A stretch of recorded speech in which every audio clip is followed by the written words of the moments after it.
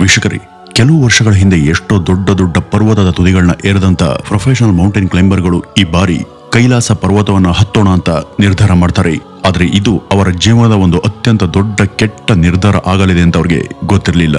ಅವರು ಪರ್ವತವನ್ನ ಹತ್ತುವಂತ ಪ್ರಯಾಣವನ್ನ ಶುರು ಮಾಡ್ತಾರೆ. ಸ್ವಲ್ಪ ದೂರ ಪ್ರಯಾಣ ಮಾಡಿದ ನಂತರ ಅವರ ಕೈ ಬೆರಳಿನ ಉಗುರುಗಳು ಅತಿ ವೇಗವಾಗಿ ಬೆಳೆಯೋದನ್ನ ಅವರು ಗಮನಿಸ್ತಾರೆ. ಇನ್ನು ಸ್ವಲ್ಪ ಎತ್ತರಕ್ಕೆ ಹತ್ತಿದ ಬಳಿಕ ಮತ್ತಷ್ಟು ಆಶ್ಚರ್ಯಕರ ಸಂಗತಿಗಳನ್ನ ಅವರು ಗಮನಿಸ್ತಾರೆ. ಅವರ ತಲೆ ಕೂದಲು ಕೂಡ ಅತಿ ವೇಗವಾಗಿ ಬೆಳೀತಾ ಇರುತ್ತೆ. ಇನ್ನು ಸ್ವಲ್ಪ ಮುಂದೆ ಹೋದಂತೆ ಅವ್ರಿಗೆ ತಮ್ಗೆ ಬೇಗ ವಯಸ್ಸಾಗ್ತಿದೆ ಮತ್ತೆ ತಾವು ವೃದ್ಧರಾಗ್ತಿದ್ದೇವೇನೋ ಎಂಬ ಭಾವನೆ ಬರುತ್ತೆ. ಈ ಎಲ್ಲ ವಿಚಿತ್ರ ಸಂಗತಿಗಳ ಅನುಭವ ಅವರಿಗೆ ಆದ ತಕ್ಷಣ ಎಲ್ಲರೂ ಕೂಡ ಒಂದು ತೀರ್ಮಾನವನ್ನ ತೆಗೆದುಕೊಳ್ತಾರೆ. ಅದೇನಪ್ಪ ಅಂದ್ರೆ ಇನ್ ಮುಂದೆ ಪರ್ವತವನ್ನ ಹತ್ತೋದು ಬೇಡ, ಈ ಕೂಡಲೇ ಇಲ್ಲಿಂದ ಕೆಳಗಡೆ ಇಳಿದು ಹೋಗೋಣ ಎಂಬ ತೀರ್ಮಾನವನ್ನು ಅವರು ಮಾಡ್ತಾರೆ. ಆದ್ರೆ ಕತೆ ಇಲ್ಲಿಗೇನೆ ಮುಗಿಯೋದಿಲ್ಲ. ಯಾಕೆಂದ್ರೆ ಈ ಒಂದು ಘಟನೆ ಆದಂತ 1 ವರ್ಷದ ಒಳಗೆ ಎಲ್ಲಾ ಮೌಂಟೇನ್ ಕ್ಲೈಂಬರ್ಗಳು ಕೂಡ ರಹಸ್ಯಮಯವಾಗಿ ಸತ್ತು ಹೋಗ್ತಾರೆ.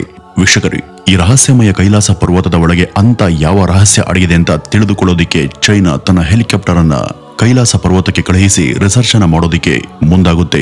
ಚೈನಾ ಸಂಶೋಧನೆ ಮಾಡಿರುವಂತಹ ಸಮಯದಲ್ಲಿ ಸಾಕಷ್ಟು ಆಶ್ಚರ್ಯಕರ ಸಂಗತಿಗಳು ಬೆಳಕಿಗೆ ಬರ್ತವೆ. ಆ ಒಂದು ಸಂಗತಿಗಳು ಚೈನಾವನ್ನೇ ಬೆಚ್ಚಿ ಬೀಳಿಸಿದ್ವು. ಅವರು ತಕ್ಷಣ ಆ ಪರ್ವತವನ್ನ ಹತ್ತೋದನ್ನ ನಿಷೇಧಿಸ್ತಾರೆ. ಇಷ್ಟೇ ಅಲ್ಲದೆ ನಾಸಾ ಕೂಡ ತನ್ನ ಉಪಗ್ರಹಗಳ ಮೂಲಕ ಕೈಲಾಸ ಪರ್ವತದ ಕುರಿತು ಅಧ್ಯಯನವನ್ನ ಮಾಡುತ್ತೆ. ಆಗ ಸಿಕ್ಕಂತ ಕೆಲವು ಚಿತ್ರಗಳು ಪ್ರಪಂಚದ ವಿಜ್ಞಾನಿಗಳನ್ನೆಲ್ಲ ಬೆಚ್ಚಿ ಬೀಳಿಸ್ತವೆ. ವೀಕ್ಷಕರೇ, ನಾವು ಈಗಾಗಲೇ ಈ ಕೈಲಾಸ ಪರ್ವತದ ಬಗ್ಗೆ ಒಂದೆರಡು ವಿಡಿಯೋಗಳನ್ನ ಮಾಡಿದ್ದೇವೆ. ಆದ್ರೆ ಈ ಒಂದು ವಿಡಿಯೋದಲ್ಲಿ ಅದಕ್ಕಿಂತ ಕೂಡ ಹೆಚ್ಚಿನ ಆಸಕ್ತಿಕರ ಮತ್ತು ನಿಮ್ಮನ್ನ ಬೆಚ್ಚಿ ಬೀಳಿಸುವಂತ ಸಂಗತಿಗಳು ಇದ್ದಾವೆ. ಅವೇನು ಅಂತ ಈ ಮುಂದೆ ತಿಳಿತಾ ಹೋಗೋಣ. ವೀಕ್ಷಕರೇ, ಕೈಲಾಸ ಪರ್ವತದ ಎತ್ತರ ಮೌಂಟ್ ಎವರೆಸ್ಟ್ ಗಿಂತನೂ ಕೂಡ 2200 ಮೀಟರ್ ಕಡಿಮೆ ಇದೆ. ಶಾಕಿಂಗ್ ವಿಚಾರ ಏನಂದ್ರೆ ಇಲ್ಲಿವರೆಗೂ ಈ ಪರ್ವತದ ಮೇಲೆ ಕೇವಲ ಒಬ್ಬ ವ್ಯಕ್ತಿ ಮಾತ್ರ ಹತ್ತೋದಕ್ಕೆ ಸಾಧ್ಯ ಆಗಿದೆ. ಆದ್ರೆ ಮೌಂಟ್ ಎವರೆಸ್ಟ್ ಮೇಲೆ ಸುಮಾರು 7000ಕ್ಕೂ ಹೆಚ್ಚು ಮಂದಿ ಈಗಾಗಲೇ ಹತ್ತಿದ್ದಾರೆ. ಹಾಗಾದ್ರೆ ಕೈಲಾಸ ಪರ್ವತದಲ್ಲಿ ಅಂತ ಯಾವ ವೈಶಿಷ್ಟ್ಯತೆ ಇದೆ? ಒಂದ್ಸಾರಿ ರಷ್ಯಾದ ಮೌಂಟೇನ್ ಕ್ಲೈಂಬರ್ ಎಕ್ಸ್ಪರ್ಟ್ ಆದಂತ ಸರ್ಜಿ ಅನ್ನೋರು ಈ ಕೈಲಾಸ ಪರ್ವತನ ಹತ್ತೋದಿಕ್ಕೆ ಮುಂದಾಗ್ತಾರೆ. ಮೇಲೆ ಹತ್ತುತ್ತಾ ಹೋದಂತೆ ಅವರ ಮನಸ್ಸಲ್ಲಿ ಒಂದು ವಿಚಿತ್ರ ಅನುಭವ ಉಂಟಾಗುತ್ತೆ. ಇನ್ನು ಮುಂದೆ ಹೋಗೋದು ಒಳ್ಳೇದಲ್ಲ ಅಂತ ಯೋಚಿಸಿ ಅವರು ತಕ್ಷಣ ಕೆಳಕ್ಕೆ ಇಳಿಯೋದಕ್ಕೆ ಶುರು ಮಾಡ್ತಾರೆ. ಕೆಳಕ್ಕೆ ಇಳಿದ ನಂತರ ತನ್ನ ಕೈಲಾಸ ಪರ್ವತ ಏರದೆ ಇದ್ದದ್ದು ಒಳ್ಳೆ ನಿರ್ಧಾರ ಅಂತ ಅವರು ಆಲೋಚಿಸ್ತಾರೆ. ಇದೇ ರೀತಿ ಒಂದ್ಸಾರಿ ಚೀನಾ ದೇಶ ಒಬ್ಬ ಖ್ಯಾತ ಮೌಂಟೇನಿಯರ್ ಆಗಿದ್ದಂತ ರೈನ್ಹೋಲ್ಡ್ ಅನ್ನೋರ್ಗೆ ಈ ಕೈಲಾಸ ಪರ್ವತ ಹತ್ತಿ ಅಲ್ಲಿರುವಂತ ವಿಸ್ಮಯದ ಬಗ್ಗೆ ಅಧ್ಯಯನ ಮಾಡುವಂತೆ ಮನವಿ ಮಾಡುತ್ತೆ. ಈ ರೈನ್ಹೋಲ್ಡ್ ಅವರು ಮೌಂಟ್ ಎವರೆಸ್ಟ್ ಪರ್ವತದ ಮೇಲೆ ಆಕ್ಸಿಜನ್ ಇಲ್ದೇನೆ ಪರ್ವತವನ್ನ ಹತ್ತದವರು. ಅವರು ಜಗತ್ತಿನ ಹಲವಾರು ದೊಡ್ಡ ದೊಡ್ಡ ಪರ್ವತಗಳ ಮೇಲೆ ಸುಲಭವಾಗಿ ಹತ್ತಿ ಸಾಧನೆಯನ್ನ ಮಾಡಿದ್ದಾರೆ. ಕೈಲಾಸ ಪರ್ವತದ ವಿಚಿತ್ರತೆಯನ್ನ ಅರ್ಥಂತ ರೈನ್ಹೋಲ್ಡ್ ಚೈನೀಸ್ ಸರ್ಕಾರಕ್ಕೆ ಕೈಲಾಸ ಪರ್ವತವನ್ನ ಮೇಲೆ ಏರೋದು ಒಳ್ಳೇದಲ್ಲ, ಮತ್ತೆ ನೀವು ಯಾರನ್ನು ಕೂಡ ಆ ಪರ್ವತವನ್ನ ಹತ್ತೋದಿಕ್ಕೆ ಕಳಿಸ್ಬೇಡಿ ಅಂತ ಹೇಳ್ತಾರೆ. ಹಾಗಾದ್ರೆ ನಿಜಕ್ಕೂ ಆ ಕೈಲಾಸ ಪರ್ವತ ವಿಸ್ಮಯಗಳಿಂದ ಕೂಡಿದ್ಯಾ? ಇದನ್ನು ತಿಳಿದುಕೊಳ್ಳೋದಕ್ಕೆ 2001ರಲ್ಲಿ ಚೈನೀಸ್ ಸರ್ಕಾರ ಒಂದು ಹೆಲಿಕಾಪ್ಟರ್ ಅನ್ನ ಕೈಲಾಸ ಪರ್ವತಕ್ಕೆ ಕಳುಹಿಸುತ್ತೆ. ಮನುಷ್ಯರಿಂದ ಸಾಧ್ಯವಾಗದೇ ಇದ್ರೆ ಏನಂತೆ ತಂತ್ರಜ್ಞಾನವನ್ನ ಬಳಸಿ ಆ ರಹಸ್ಯವನ್ನ ಭೇದಿಸೋಣ ಅಂತ ಚೈನಾ ಸರ್ಕಾರ ಮುಂದಾಗುತ್ತೆ. ಹವಾಮಾನ ವರದಿ ಪ್ರಕಾರ ವಾತಾವರಣ ಬಗ್ಗೆ ಮಾಹಿತಿಯನ್ನ ಪಡೆದು ಚೈನಾ ತನ್ನ ಹೆಲಿಕಾಪ್ಟರ್ ಅನ್ನ ಕಳಿಸ್ಕೊಡುತ್ತೆ. ಆದ್ರೆ ವಿಚಿತ್ರ ಎಂಬಂತೆ ಹೆಲಿಕಾಪ್ಟರ್ ಕೈಲಾಸ ಪರ್ವತದ ಹತ್ರ ಹೋಗ್ತಿದ್ದಂತೆ ಆಕಸ್ಮಿಕವಾಗಿ ಕಪ್ಪು ಮೋಡಗಳು ಆವರಿಸ್ತವೆ. ಹವಾಮಾನ ಏಕಾಏಕಿ ವಿಕೋಪಕ್ಕೆ ತಿರುಗುತ್ತೆ. ಇದನ್ನೆಲ್ಲ ಗಮನಿಸಿದಂತ ಹೆಲಿಕಾಪ್ಟರ್ನ ಪೈಲಟ್ ಇನ್ ಮುಂದೆ ಹೋದ್ರೆ ಹೆಲಿಕಾಪ್ಟರ್ ಕ್ರಾಶ್ ಆಗಬಹುದು ಅಂತ ಅರ್ತು ತಕ್ಷಣ ಸುರಕ್ಷಿತವಾಗಿ ಆ ಒಂದು ಹೆಲಿಕಾಪ್ಟರ್ ಅನ್ನ ಲ್ಯಾಂಡ್ ಮಾಡ್ತಾನೆ. ನಂತರ 2001ರಲ್ಲಿ ಚೈನೀಸ್ ಸರ್ಕಾರ ಕೈಲಾಸ ಪರ್ವತದ ಮೇಲೆ ಏರೋದನ್ನ ಸಂಪೂರ್ಣವಾಗಿ ನಿಷೇಧ ಮಾಡುತ್ತೆ. ವೀಕ್ಷಕರೇ, ಈ ಕೈಲಾಸ ಪರ್ವತದ ಹಿಂದೆ ಇರುವಂತ ರಹಸ್ಯಗಳು ಏನು ಎಂಬುದನ್ನ ನಾನು ನಿಮ್ಗೆ ಈ ಒಂದು ವಿಡಿಯೋದಲ್ಲಿ 4 ಸಿಂಪಲ್ ಪಾಯಿಂಟ್ಗಳ ಮೂಲಕ ವಿವರಿಸೋದಿಕ್ಕೆ ಪ್ರಯತ್ನ ಪಡ್ತೀನಿ. ಅದರಲ್ಲಿ ಮೊದಲನೇದು the geography of Mount Kailash. ವೀಕ್ಷಕರೇ, ಈ ಒಂದು ಕೈಲಾಸ ಪರ್ವತ ಮೊದಲಿಂದನೂ ಕೂಡ ಭಾರತದ ಭಾಗ ಆಗಿತ್ತು. ಆದರೆ 1962ರ ಭಾರತ ಚೀನಾ ಯುದ್ಧದ ಸಮಯದಲ್ಲಿ ಭಾರತದ ಸಾಕಷ್ಟು ಭಾಗಗಳನ್ನ ಚೈನಾ ಆಕ್ರಮಿಸಿಕೊಂಡು ಸಂಪೂರ್ಣವಾಗಿ ತನ್ನ ನಿಯಂತ್ರಣಕ್ಕೆ ತೆಗೆದುಕೊಂಡಿತ್ತು. ಆ ಒಂದು ಸಮಯದಲ್ಲಿ ಈ ಕೈಲಾಸ ಪರ್ವತ ಕೂಡ ಚೀನಾದ ಆಡಳಿತಕ್ಕೆ ಸೇರ್ಕೊಳ್ಳುತ್ತೆ. ಅಂದ್ರೆ ಈಗ ಕೈಲಾಸ ಪರ್ವತ ಚೀನಾ ದೇಶದ ಭಾಗವಾಗಿದೆ. ಕೈಲಾಸ ಪರ್ವತದ ಜಿಯೋಗ್ರಫಿ ಬಹಳ ಇಂಟ್ರೆಸ್ಟಿಂಗ್ ಆಗಿದೆ. ಏಕೆಂದ್ರೆ ಕೈಲಾಸ ಪರ್ವತದಿಂದ 4 ವಿಭಿನ್ನ ನದಿಗಳು ಹರಿದು ಹೋಗ್ತವೆ. ಆ 4 ನದಿಗಳ ದಿಕ್ಕುಗಳು ಕೂಡ ಪರಸ್ಪರ ಭಿನ್ನವಾಗಿವೆ. ಒಂದೇ ಪರ್ವತದಿಂದ ಒಂದು ನದಿ ಉತ್ತರದ ಕಡೆಗೆ, ಮತ್ತೊಂದು ಪೂರ್ವದ ಕಡೆಗೆ, ಇನ್ನೊಂದು ದಕ್ಷಿಣ ದಿಕ್ಕಿಗೆ, ಇನ್ನೊಂದು ನದಿ ಪಶ್ಚಿಮ ದಿಕ್ಕಿಗೆ ಹರಿಯುತ್ತೆ. ಇದಕ್ಕಿಂತನೂ ಕೂಡ ಇನ್ನೊಂದು ಇಂಟ್ರೆಸ್ಟಿಂಗ್ ವಿಷಯ ಏನು ಅಂದ್ರೆ ಕೈಲಾಸ ಪರ್ವತದ ಹತ್ತಿರ 2 ಸರೋವರಗಳು ಇವೆ. ಈ 2 ಸರೋವರಗಳು ಪರಸ್ಪರ ಸಂಪೂರ್ಣ ವಿರೋಧಿಗಳ ರೀತಿ ಇದ್ದಾವೆ. ಒಂದು ಸರೋವರದ ಹೆಸರು ಮಾನಸ ಸರೋವರ, ಇನ್ನೊಂದು ಹೆಸರು ರಾಕ್ಷಸ್ಥಳ. ಮಾನಸ ಸರೋವರ ನಿಜವಾಗಿಯೂ ಶುದ್ಧ ನೀರಿನ ಸರೋವರ. ಈ ಒಂದು ಸರೋವರದಲ್ಲಿರುವಂತಹ ನೀರು ಎಷ್ಟು ಶುದ್ಧವಾಗಿದೆ ಅಂದ್ರೆ ಇಲ್ಲಿ ಜೀವ ಜಂತುಗಳು ಸುಲಭವಾಗಿ ವಾಸಿಸಬಹುದು. ಇದಕ್ಕಿಂತನೂ ಕೂಡ ಆಶ್ಚರ್ಯಕರ ಸಂಗತಿ ಏನು ಅಂದ್ರೆ ಈ ಸರೋವರ ಇಷ್ಟೊಂದು ಎತ್ತರದಲ್ಲಿ ಇದ್ರೂ ಅಲ್ಲಿನ ತಾಪಮಾನ ಬಹಳ ಕಡಿಮೆ ಇದ್ರೂ ಈ ಸರೋವರದ ನೀರು ಯಾವತ್ತೂ ಫ್ರೀಸ್ ಆಗೋದಿಲ್ಲ. ಆದ್ರೆ ಈ ರಾಕ್ಷಸ್ಥಳ ಅನ್ನುವಂತ ಸರೋವರ ಸಂಪೂರ್ಣ ಉಪ್ಪು ನೀರಿನ ಸರೋವರ. ಇಲ್ಲಿ ಜೀವ ಜಂತುಗಳು ವಾಸ ಮಾಡೋದು ಅಸಾಧ್ಯ. ಇದಕ್ಕಿಂತ ಕೂಡ ಆಶ್ಚರ್ಯಕರ ಸಂಗತಿ ಏನಂದ್ರೆ ಅಲ್ಲಿ ವಾಸ ಮಾಡುವಂತ ಸ್ಥಳೀಯರ ಪ್ರಕಾರ ಈ ರಾಕ್ಷಸ್ಥಳದ ನೀರು ಕೆಲವೊಮ್ಮೆ ಸಂಪೂರ್ಣವಾಗಿ ಕಾಣೆಯಾಗುತ್ತೆ, ಮತ್ತೆ ಕೆಲವೊಮ್ಮೆ ಇದ್ದಕ್ಕಿದ್ದ ಹಾಗೆ ಗೋಚರಿಸುತ್ತೆ. ಈ ಒಂದು ಕಾರಣದಿಂದ ಈ ಒಂದು ಸರೋವರವನ್ನ ಗೋಸ್ಟ್ ಲೇಕ್ ಅಂತಾನೂ ಕೂಡ ಕರೀತಾರೆ. ಇಷ್ಟೇ ಅಲ್ಲದೆ ಈ ಪರ್ವತದ ಭೂಗೋಳ ಶಾಸ್ತ್ರದಲ್ಲಿ ಇನ್ನೂ ಕೂಡ ಒಂದು ಬಹಳ ರಹಸ್ಯಭರಿತವಾದಂತ ವಿಷಯ ಇದೆ. ಅದೇನಪ್ಪ ಅಂದ್ರೆ ಕೈಲಾಸ ಪರ್ವತದ ದಕ್ಷಿಣ ಭಾಗದಲ್ಲಿ ಹೆಚ್ಚು ಹಿಮ ಇದೆ. ಆದ್ರೆ ಆಶ್ಚರ್ಯಕರ ಸಂಗತಿ ಏನಂದ್ರೆ ಅದೇ ದಕ್ಷಿಣ ಭಾಗಕ್ಕೆ ಸೂರ್ಯನ ಕಿರಣಗಳು ಹೆಚ್ಚು ಬೀಳ್ತವೆ. ಎಲ್ಲಿ ಹೆಚ್ಚು ಬಿಸಿಲು ಬೀಳುತ್ತೋ ಅಲ್ಲಿ ಹಿಮ ಕಡಿಮೆ ಇರಬೇಕು. ಆದ್ರೆ ಇಲ್ಲಿ ಇದರ ತದ್ವಿರುದ್ಧವಾಗಿದೆ. ಹೆಚ್ಚು ಬಿಸಿಲು ಇದ್ದಂತ ಜಾಗದಲ್ಲೇ ಹೆಚ್ಚು ಹಿಮ ಇದೆ. ಇದಕ್ಕೆ ವಿಜ್ಞಾನಿಗಳು ಕೊಡುವಂತ ಕಾರಣ ಏನಂದ್ರೆ ಕೈಲಾಸ ಪರ್ವತದ ಭೌಗೋಳಿಕ ಸ್ಥಾನ. ಕೈಲಾಸ ಪರ್ವತಕ್ಕೆ ಮತ್ತೊಂದು ಹೆಸರು ಕೂಡ ಇದೆ, ಅದೇ ಭೂಮಿಯ ಕೇಂದ್ರ ಬಿಂದು ಅಥವಾ ಆಕ್ಸಿಸ್ ಮುಂಡಿ. ಅಲ್ಲಿ ಆಕಾಶ ಮತ್ತೆ ಭೂಮಿ ಸಂಯೋಜನೆ ಆಗುತ್ತೆ ಅಂತ ನಂಬಲಾಗಿದೆ. ಇದರ ಅರ್ಥ ಏನಪ್ಪಾ ಅಂದ್ರೆ ಆ ಪರ್ವತ ಅಂತ ಒಂದು ರಹಸ್ಯಮಯ ಜಾಗದಲ್ಲಿದೆ. ಇದು ಎಲ್ಲಾ ವಿಷಯಗಳ ಕೇಂದ್ರ ಬಿಂದುವಾಗಿದೆ ಅನ್ನೋ ನಂಬಿಕೆ ಇಲ್ಲಿದೆ. ಉದಾಹರಣೆಗೆ ಕೈಲಾಸ ಪರ್ವತದ ಡಿಸ್ಟೆನ್ಸ್ ಅನ್ನ ಸ್ಟೋನ್ ಹೆಂಜ್ ನಿಂದ ಲೆಕ್ಕ ಹಾಕಿದ್ರೆ 6666 ಕಿಲೋಮೀಟರ್. ಅದೇ ರೀತಿ ನಾರ್ತ್ ಪೋಲ್ ನಿಂದ ಲೆಕ್ಕ ಹಾಕಿದ್ರೆ 6666 ಕಿಲೋಮೀಟರ್. ಆದ್ರೆ ಸೌತ್ ಪೋಲ್ ನಿಂದ ಲೆಕ್ಕ ಹಾಕಿದ್ರೆ ಈ ಡಿಸ್ಟೆನ್ಸ್ ಡಬಲ್ ಆಗುತ್ತೆ, ಅಂದ್ರೆ 13332 ಕಿಲೋಮೀಟರ್. ಈ ಪರ್ವತದ ಭೌಗೋಳಿಕ ಸ್ಥಿತಿಗತಿಯ ಕಾರಣದಿಂದ ಈ ರೀತಿಯಾಗಿರಬಹುದು. ಇನ್ನು ಎರಡನೆಯದು the light and sound mystery. 1999ರಲ್ಲಿ ಅರ್ನೆಸ್ಟ್ ಅನ್ನೋನು ರಷ್ಯಾದ ಸೈಂಟಿಸ್ಟ್ಗೆ ನಾವು ಕೈಲಾಸ ಪರ್ವತಕ್ಕೆ ಹೋಗಿ ತಮ್ಮಿಡೀ ತಂಡದ ಜೊತೆ ಸಂಶೋಧನೆ ಮಾಡಬೇಕು ಅಂತ ಮುಂದಾಗ್ತಾರೆ. ಅವರು ಅಲ್ಲಿಯೇ ಹಲವಾರು ದಿನಗಳನ್ನ ಕಳೀತಾರೆ. 1999ರಲ್ಲಿ ಅರ್ನೆಸ್ಟ್ ಅನ್ನುವಂತ ರಷ್ಯಾದ ಒಬ್ಬ ಸೈಂಟಿಸ್ಟ್ ಕೈಲಾಸ ಪರ್ವತಕ್ಕೆ ಹೋಗಿ ತಮ್ಮ ತಂಡದ ಜೊತೆ ಸಂಶೋಧನೆ ಮಾಡಬೇಕು ಅಂತ ಮುಂದಾಗ್ತಾರೆ. ಅವರು ಅಲ್ಲಿ ಹಲವಾರು ದಿನಗಳನ್ನ ಕಳೀತಾರೆ ಮತ್ತೆ ಆ ಪರ್ವತದ ಕಲ್ಲುಗಳ ಮೇಲೆ ಸಂಪೂರ್ಣ ರಿಸರ್ಚ್ ಅನ್ನ ಮಾಡ್ತಾರೆ. ಇದಾದ್ಮೇಲೆ ಅವರು where do we come from ಅನ್ನುವಂತ ಒಂದು ಪುಸ್ತಕವನ್ನು ಕೂಡ ಬರೀತಾರೆ. ಆ ಒಂದು ಪುಸ್ತಕದಲ್ಲಿ ಅವರು ಸ್ಪಷ್ಟವಾಗಿ ಹೇಳೋದು ಏನು ಅಂದ್ರೆ ಕೈಲಾಸ ಪರ್ವತ ನೈಸರ್ಗಿಕವಾಗಿ ಸೃಷ್ಟಿಯಾಗಿಲ್ಲ ಅನ್ನೋದು. ಅದೊಂದು ಮಾನವ ನಿರ್ಮಿತ ಪಿರಮಿಡ್ ಅಂತ ಉಲ್ಲೇಖ ಮಾಡಿದ್ದಾರೆ. ಪ್ರಾಚೀನ ಕಾಲದ ಯಾವುದೋ ಹೈಯರ್ ಸಿವಿಲೈಸೇಷನ್ ಅವರು ನಿರ್ಮಿಸಿದಂತ ವಸ್ತು ಎಂಬ ನಂಬಿಕೆ ಅವರದ್ದು. ಮತ್ತೆ ಇದೊಂದು ಅತಿಯಾದ ಅಡ್ವಾನ್ಸ್ ತಂತ್ರಜ್ಞಾನದಿಂದ ನಿರ್ಮಿಸಲಾದಂತ ಪಿರಮಿಡ್ ಅನ್ನೋದು ಅವರ ಪುಸ್ತಕದಲ್ಲಿ ಉಲ್ಲೇಖ ಆಗಿದೆ.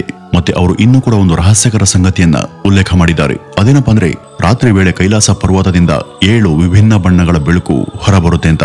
ಈ ಒಂದು ವಿಷಯವನ್ನ ಕೇವಲ ಅವ್ರು ಮಾತ್ರ ಅಲ್ಲ, ಅಲ್ಲಿರುವಂತಹ ಹಲವಾರು ಸ್ಥಳೀಯರು ಕೂಡ ಆ 7 ವಿಭಿನ್ನ ಬೆಳಕುಗಳನ್ನ ನೋಡಿದೀವಿ ಅಂತ ಹೇಳಿದ್ದಾರೆ. ಮತ್ತೆ ರಾತ್ರಿ ವೇಳೆ ಪರ್ವತದಿಂದ ವಿಭಿನ್ನ ರೀತಿಯ ವೈಬ್ರೇಷನ್ಗಳು ಕೇಳ್ಬರ್ತವೆ. ಅವು ಸಹಜ ಶಬ್ದಗಳೆಲ್ಲ ಕೊಡ್ತವೆ ಅಂತ ಹೇಳಿದ್ದಾರೆ. ಆದ್ರೆ ಇದರ ಹಿಂದೆ ಕೂಡ ಒಂದು ವೈಜ್ಞಾನಿಕ ಕಾರಣ ಇದೆ. 2015ರಲ್ಲಿ ಇನ್ನೊಬ್ಬ ರಷ್ಯನ್ ವಿಜ್ಞಾನಿ ಕೈಲಾಸ ಪರ್ವತದ ಬಳಿ ಕಲ್ಲುಗಳ ಮೇಲೆ ಸಂಶೋಧನೆಯನ್ನ ಮಾಡಿದ್ರು. ಅವರು ಆ ಕಲ್ಲುಗಳ ಒಳಗಿನ ಸಂರಚನೆಯನ್ನ ಪರೀಕ್ಷೆ ಮಾಡಿದಾಗ ಎಲ್ಲರೂ ಕೂಡ ಅಚ್ಚರಿಗೊಳಿಸುವಂತ ಮಾಹಿತಿ ಹೊರಬರುತ್ತೆ. ಆ ಕಲ್ಲುಗಳಲ್ಲಿ ಎಲೆಕ್ಟ್ರೋಮ್ಯಾಗ್ನೆಟಿಕ್ ಎನರ್ಜಿ ಇರೋದು ಪತ್ತೆಯಾಗುತ್ತೆ. ಅದು ಸಹಜ ಶಕ್ತಿಯಲ್ಲ, ಅದು ತೀವ್ರವಾದಂತ ವಿಶಿಷ್ಟ ಶಕ್ತಿ ಇರುವಂತ ಕಲ್ಲು. ಅವರು ಆ ಶಕ್ತಿಯ ಫ್ರೀಕ್ವೆನ್ಸಿನ ಲೆಕ್ಕ ಹಾಕಿ ನೋಡಿದಾಗ ಅದು ಸುಮಾರು 5000 ಗಿಗಾಹೆರ್ಟ್ಸ್ ಆಗಿತ್ತು. ಇಷ್ಟೊಂದು ಹೈ ಫ್ರೀಕ್ವೆನ್ಸಿ ಸಹಜವಾಗಿ ನೈಸರ್ಗಿಕವಾಗಿ ಇರೋದಿಕ್ಕೆ ಸಾಧ್ಯನೇ ಇಲ್ಲ. ಅಂದ್ರೆ ಅಲ್ಲೆಲ್ಲೋ ಆ ಪರ್ವತದ ಒಳಗೆ ಅಥವಾ ಸುತ್ತಮುತ್ತ ಬಹಳ ತೀವ್ರವಾದಂತ ಶಕ್ತಿಗಳ ಮೂಲ ಇರಲೇಬೇಕು. ಇದೇ ಕಾರಣದಿಂದ ವಿಶೇಷ ತಂಡವನ್ನ ಕೈಲಾಸ ಪರ್ವತಕ್ಕೆ ಕಳುಹಿಸ್ತಾನೆ, ಯಾಕೆಂದ್ರೆ ಅಲ್ಲಿನ ರಹಸ್ಯ ಶಕ್ತಿಗಳ ಮೂಲಗಳನ್ನ ಸಂಶೋಧನೆ ಮಾಡಬೇಕು ಅಂತ. ಕೈಲಾಸ ಪರ್ವತದ ಒಳಗೆ ಅಡಗಿರುವಂತ ರಹಸ್ಯವನ್ನ ಭೇದಿಸಿ ಆ ಸಂಪೂರ್ಣ ಲೋಕದ ಮೇಲೆ ಆಳ್ವಿಕೆ ಮಾಡಬೇಕು ಎಂಬ ಯೋಚನೆ ಆತನದಾಗಿತ್ತು. ಆದ್ರೆ ಅವನಿಂದನೂ ಕೂಡ ಈ ಒಂದು ರಹಸ್ಯವನ್ನ ಭೇದಿಸೋದಕ್ಕೆ ಸಾಧ್ಯ ಆಗ್ಲಿಲ್ಲ. ನಾಸಾ ತನ್ನ ಸ್ಯಾಟಲೈಟ್ಗಳ ಸಹಾಯದಿಂದ ಕೈಲಾಸ ಪರ್ವತದ ಮೇಲೆ ಸಂಶೋಧನೆ ನಡೆಸಿದಾಗ ಅವರಿಗೆ ಆ ಪರ್ವತದ ಒಳಗೆ ಒಂದು ಮ್ಯಾಗ್ನೆಟಿಕ್ ಫೀಲ್ಡ್ ಇರೋದು ಗೊತ್ತಾಗುತ್ತೆ. ಆದ್ರೆ ಆ ಮ್ಯಾಗ್ನೆಟಿಕ್ ಫೀಲ್ಡ್ ಸಾಮಾನ್ಯ ಅಲ್ಲ, ಅದರ ತೀವ್ರತೆ ಬಹಳ ಹೆಚ್ಚಾಗಿತ್ತು. ಆ ಮ್ಯಾಗ್ನೆಟಿಕ್ ಫೀಲ್ಡ್ ಮೌಲ್ಯ ಇತರ ಪ್ರಾಂತ್ಯಗಳಿಗಿಂತನೂ ಕೂಡ 3000ದಿಂದ 8000 ನ್ಯಾನೋ ಟೆಸ್ಲಾದಷ್ಟು ಇತ್ತು. ವಿಜ್ಞಾನಿಗಳನ್ನ ಅಚ್ಚರಿಗೊಳಿಸಿದಂತ ಅತ್ಯಂತ ಶಾಕ್ ಕೊಡುವಂತ ಸಂಗತಿ ಏನಂದ್ರೆ ಕೈಲಾಸ ಪರ್ವತದ ಸುತ್ತಮುತ್ತ ಗ್ರಾವಿಟೇಷನಲ್ ಫೋರ್ಸ್ ಕೂಡ ಸದಾ ಬದಲಾಗ್ತಾನೆ ಇರುತ್ತೆ. ಈ ಪ್ರಪಂಚದ ಯಾವುದೇ ಜಾಗದಲ್ಲೂ ಕೂಡ ಗ್ರಾವಿಟಿ ಇಷ್ಟು ಬದಲಾಗೋದಿಲ್ಲ. ಇದಕ್ಕೆ 2 ಕಾರಣಗಳು ಇರಬಹುದು ಅಂತ ಹೇಳಿದ್ದಾರೆ. ಮೊದಲನೇದು ಕೈಲಾಸ ಪರ್ವತದ ಒಳಗೆ ಯಾವುದಾದ್ರೂ ಜ್ವಾಲಾಮುಖಿ ಇರಬಹುದು. ಎರಡನೇ ಕಾರಣ ಕೈಲಾಸ ಪರ್ವತದ ಒಳಗೆ ಒಂದು ಬಹಳ ದೊಡ್ಡ ಗುಹೆ ಇದೆ, ಅದು ನೇರವಾಗಿ ಭೂಮಿಯ ಒಳಗೆ ಹೋಗುತ್ತೆ ಅಂತ ಹೇಳಿದ್ದಾರೆ. ಈ ಎರಡನೇ ಕಾರಣ ಬಹುಶಃ ನಮ್ಮ ಧಾರ್ಮಿಕ ನಂಬಿಕೆಗಳ ಜೊತೆಗೆ ಸಂಬಂಧವನ್ನ ಹೊಂದುತ್ತೆ. ಏಕೆಂದ್ರೆ ಅನೇಕ ಧಾರ್ಮಿಕ ಗ್ರಂಥಗಳಲ್ಲಿ ಈ ಒಂದು ವಿಷಯದ ಬಗ್ಗೆ ಈಗಾಗಲೇ ಉಲ್ಲೇಖ ಇದೆ. ಕೈಲಾಸ ಪರ್ವತದ ಒಳಗೆ ಒಂದು ಅತ್ಯಂತ ಅಭಿವೃದ್ಧಿ ಆಗಿರುವಂತಹ ನಾಗರಿಕತೆ ಈಗಾಗಲೇ ವಾಸ ಮಾಡ್ತಿದೆ ಅಂತ ಅನೇಕರು ಹೇಳ್ತಾರೆ. ಇನ್ನು ಮೂರನೇದು ಟೈಮ್ ಡೈಲೇಷನ್ ಥಿಯರಿ. ನಾನು ವಿಡಿಯೋದ ಪ್ರಾರಂಭದಲ್ಲಿ ಹೇಳಿದಂತೆ ಮೌಂಟೇನ್ ಕ್ಲೈಂಬರ್ಸ್ ಗಳ ಗುಂಪು ಕೈಲಾಸ ಪರ್ವತವನ್ನ ಏರ್ತಿದಂತೆ ಅವರ ಕೈ ಬೆರಳಿನ ಉಗುರುಗಳು ತಲೆ ಕೂದಲು ವೇಗವಾಗಿ ಬೆಳೆಯೋದಕ್ಕೆ ಶುರುವಾಗಿದ್ವು. ಇದರ ಜೊತೆ ಅವರಿಗೆ ವಯಸ್ಸು ಕೂಡ ಹೆಚ್ಚಾದಂತೆ ಅನುಭವ ಆಗಿತ್ತು. ಅಂತ ಅನುಭವ ಒಬ್ಬ ವ್ಯಕ್ತಿಗಷ್ಟೇ ಆಗ್ಲಿಲ್ಲ. ಯಾರ್ಯಾರು ಕೈಲಾಸ ಪರ್ವತವನ್ನ ಹತ್ತೋದಕ್ಕೆ ಮುಂದಾಗಿದ್ರು ಅವರೆಲ್ಲರೂ ಕೂಡ ಈ ವಿಚಿತ್ರ ಅನುಭವವನ್ನ ನೋಡಿದ್ದಾರೆ. ಅಂದ್ರೆ ಇಲ್ಲಿ ಏನೋ ಇದೆ, ಅದು ಕಾಲವನ್ನ ವೇಗವಾಗಿ ನಡೆಸ್ತಾ ಇದೆ. ಇದಕ್ಕೆ ಸಂಬಂಧಪಟ್ಟಂತೆ ವಿಜ್ಞಾನಿಗಳು 3 ಕಾರಣವನ್ನ ಕೊಟ್ಟಿದ್ದಾರೆ. ಮೊದಲನೇ ಕಾರಣ ಏನಪ್ಪಾ ಅಂದ್ರೆ ಯುವಿ ಕಿರಣಗಳು ಈ ಪರ್ವತದ ಪ್ರದೇಶದಲ್ಲಿ ಅತಿ ಹೆಚ್ಚು ಅಲ್ಟ್ರಾವೈಲೆಟ್ ಕಿರಣಗಳು ಇರ್ತವೆ. ಇವುಗಳ ಕಾರಣದಿಂದ ಚರ್ಮದ ಸೆಲ್ಗಳು ಡ್ಯಾಮೇಜ್ ಆಗ್ತವೆ. ಈ ಚರ್ಮದ ಸೆಲ್ಗಳು ಹಾಳಾಗೋದು ಅಥವಾ ಹೆಚ್ಚು ಡಿವೈಡ್ ಆಗೋದು ಬೇಗನೆ ವಯಸ್ಸಾಗುವಂತ ರೀತಿಯ ಅನುಭವವನ್ನ ಕೊಡುತ್ತೆ. ಅಂದ್ರೆ ಕಾಲ ವೇಗವಾಗಿ ನಡೀತಿದೆ ಅಂತ ಅನಿಸಬಹುದು. ಹೀಗಾಗಿ ವಯಸ್ಸಾದಂತೆ ಕಾಣಿಸುತ್ತೆ. ಇನ್ನು ಎರಡನೇ ಕಾರಣ ಲೋ ಆಕ್ಸಿಜನ್. ನಿಮ್ಗೆ ಗೊತ್ತಿರಬಹುದು, ಬೆಟ್ಟಗಳನ್ನ ಹತ್ತಿ ಮೇಲೆ ಹೋದಂತೆ ಆಮ್ಲಜನಕದ ಪ್ರಮಾಣ ಸ್ವಾಭಾವಿಕವಾಗಿ ಕಡಿಮೆ ಆಗುತ್ತೆ. ಈ ಕಡಿಮೆ ಆದಂತ ಆಮ್ಲಜನಕದ ಪರಿಣಾಮದಿಂದ ಶರೀರದ ಮೆಟಾಬಾಲಿಸಂ ರೇಟ್ ತೀವ್ರವಾಗಿ ವೇಗ ಆಗುತ್ತೆ. ಅಂದ್ರೆ ದೇಹ ವೇಗವಾಗಿ ಶಕ್ತಿಯನ್ನ ಬಳಕೆ ಮಾಡುತ್ತೆ. ಅದರಿಂದ ದೇಹದ ಎನರ್ಜಿ ಪ್ರಕ್ರಿಯೆ ಕೂಡ ವೇಗವಾಗಿ ನಡೆಯಬಹುದು. ಇದು ಕೂಡ ಕಾಲ ವೇಗವಾಗಿ ಸಾಗ್ತಿರುವಂತೆ ಅನ್ನಿಸಬಹುದು. ಇನ್ನು ಮೂರನೇ ಕಾರಣ ಕೈಲಾಸ ಪರ್ವತದಲ್ಲಿ ನಾನು ತಿಳಿಸಿದಂತೆ ಅತ್ಯಂತ ಬಲವಾದಂತ ಮ್ಯಾಗ್ನೆಟಿಕ್ ಫೀಲ್ಡ್ ಇದೆ ಅನ್ನೋದು. ಈ ಮ್ಯಾಗ್ನೆಟಿಕ್ ಫೀಲ್ಡ್ ನ ಪರಿಣಾಮವಾಗಿ ನಮ್ಮ ದೇಹದ ಹಾರ್ಮೋನಲ್ ಸಿಸ್ಟಮ್ ಮೇಲೆ ಯಾವುದೇ ಬದಲಾವಣೆ ಆಗುತ್ತೆ. ನಿಖರವಾಗಿ ಏನ್ ಬದಲಾಗುತ್ತೆ ಅಂತ ಯಾರಿಗೂ ಗೊತ್ತಿಲ್ಲ, ಆದ್ರೆ ಯಾವುದೋ ಬದಲಾವಣೆ ಆಗ್ತಿದೆ ಅನ್ನೋದು ನಿಶ್ಚಿತ. ಇದರ ಪರಿಣಾಮವಾಗಿ ನಮ್ಮ ವಯಸ್ಸು ಸಾಮಾನ್ಯ ಕಾಲಕ್ಕಿಂತನೂ ಕೂಡ ತುಂಬಾ ವೇಗವಾಗಿ ಹೆಚ್ಚಾಗ್ತಾ ಹೋಗುತ್ತೆ. ಇದಕ್ಕೆ ನಿಖರವಾದಂತ ವೈಜ್ಞಾನಿಕ ಕಾರಣ ಇನ್ನೂ ಸಿಕ್ಕಿಲ್ಲ. ಇದು ಇನ್ನೂ ಕೂಡ ರಿಸರ್ಚ್ ನಡೀತಾ ಇದೆ. ಇನ್ನು 4ನೇ ಪಾಯಿಂಟ್ ಸ್ಪಿರಿಚುವಲ್ ಪವರ್. ಇಲ್ಲಿವರೆಗೂ ಕೈಲಾಸ ಪರ್ವತವನ್ನ ಹತ್ತಿದ್ದು ಒಬ್ಬನೇ ಒಬ್ಬ ವ್ಯಕ್ತಿ. ಆ ವ್ಯಕ್ತಿ ಯಾರು ಗೊತ್ತಾ? ಮಹಾಭಾರತದಲ್ಲಿ ಒಂದು ದಂತಕಥೆ ಇದೆ, ಅದನ್ನ ನೀವು ಕೇಳೇ ಇರ್ತೀರಾ.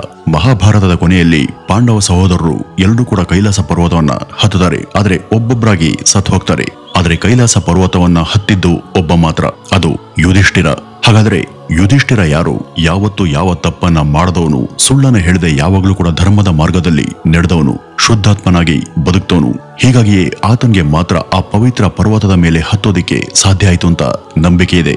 14ನೇ ಶತಮಾನದಲ್ಲಿ ಟಿಬೆಟ್ನ ಒಬ್ಬ ಬೌದ್ಧ ಸಂತ ಇದ್ರು. ಆತನ ಹೆಸರು ಮಿಲರೇಪ.